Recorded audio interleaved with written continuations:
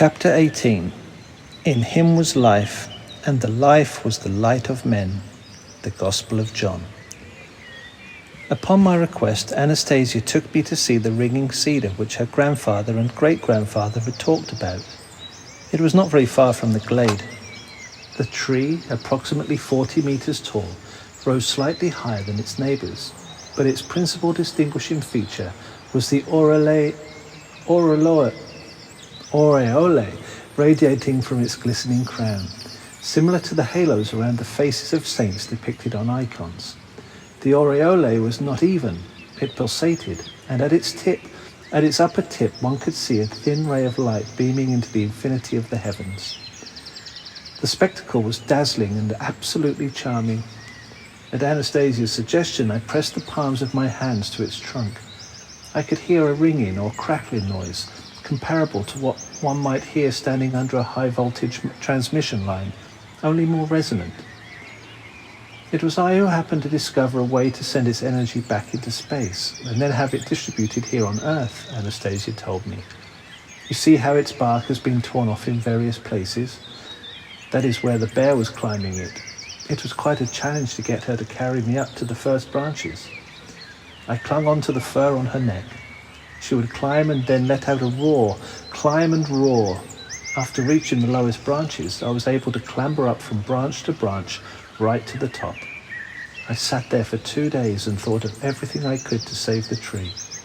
I stroked the tree and shouted up into the sky, but nothing helped. Then grandfather and great-grandfather arrived. You can imagine the scene. There they were, standing down below, reprimanding me and demanding that I climb down. I in turn demanded that they tell me what could be done with the tree, how to save the ringing cedar, since nobody was cutting it down. They did not speak, but I felt that they knew the answer.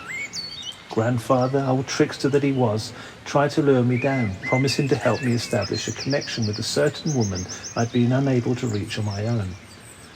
This was a woman I very much wanted to help. Earlier, grandfather would only be annoyed by my desire to spend so much time on her instead of doing other things. But I knew that he could not help me, as great-grandfather had tried twice to do this behind grandfather's back, and he failed too. At that point, grandfather really began putting up a fuss. He seized hold of a branch, ran around the cedar tree and beat the air with the branch, shouting that I was the most harebrained member of the family, that I was acting illogically, that I refused to accept sound advice, and that he would give my bottom a good whipping. And again he beat the air with the branch. Now that was a real humdinger of a threat, and even great-grandfather burst out laughing. I too gave a hearty laugh. In doing so, I inadvertently broke a branch at the top, and a glow began emanating from it. And I heard great-grandfather's voice, serious, commanding and entreating all at the same time. Don't touch anything more, little one. Come down very carefully. You've already done enough. I obeyed and climbed down. Great-grandfather silently embraced me, trembling all over. He pointed at the tree, on which more and more branches were beginning to glow. Then a ray formed, pointing upward. Now the ringing cedar would not burn up, though its little ray it would give everything it had saved up for the past 500 years to people and to the earth. Great-grandfather explained that the ray had formed in the exact spot where I had shouted upward and had inadvertently broken a branch while I was laughing. Great-grandfather said that if I had touched the ray emanating from the broken branch, my brain would have exploded, as there was too much energy and information in this little ray. That was exactly how my papa and mama had perished. Anastasia put her hands on the mighty trunk of the ringing cedar she had saved and pressed her cheek against it. After pausing for a while, she continued her story. They, my papa and mama, once came upon a ringing cedar just like this one. Only mama had been doing everything a little differently since she did not know. She had climbed up into a neighboring tree, from which she reached out and touched one of the lower branches of the ringing cedar and broke it off, inadvertently exposing herself to the ray which flamed up out of the broken branch. The branch had been pointing downward, and the ray went down into the earth. It is very bad, very harmful when such energy falls into the earth. When Papa came, he saw this ray, and saw my mama, who had been left hanging, one hand still firmly grasping the ordinary cedar branch. In the other hand she held the broken branch of the ringing cedar. Papa no doubt had an immediate grasp for everything that had happened. He climbed up the ringing cedar right to the top.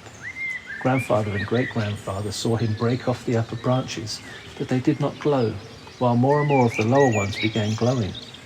Great-grandfather said that Papa realized that it would not be long before he would never be able to climb down. The upward beaming ray with its pulsating glow failed to appear. All that was going on was more and more thin rays shining downward. An upward ray did appear when Papa broke off a large branch pointing up, and even though it was not glowing, he bent it and pointed it at himself. When it did flame up, Papa still managed to unclasp his hands. The branch straightened and the ray from the branch directed itself towards the sky, and then the pulsating aureole formed.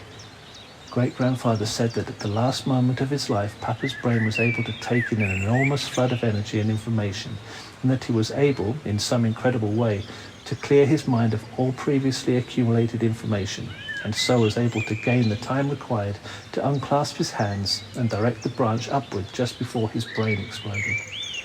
Anastasia once more stroked the cedar trunk with her hands, once more pressed her cheek against it and stood stock still, smiling, listening to the ringing of the cedar. Anastasia, that cedar nut oil, are its healing properties stronger? Anastasia, that cedar nut oil, are its healing properties stronger or weaker than the pieces of the ringing cedar? The same, provided the nuts are gathered at the proper time and with the proper attitude toward the cedar, provided the tree bestows them of itself. Do you know how to do that? Yes, I do. Will you tell me? All right, I shall tell you.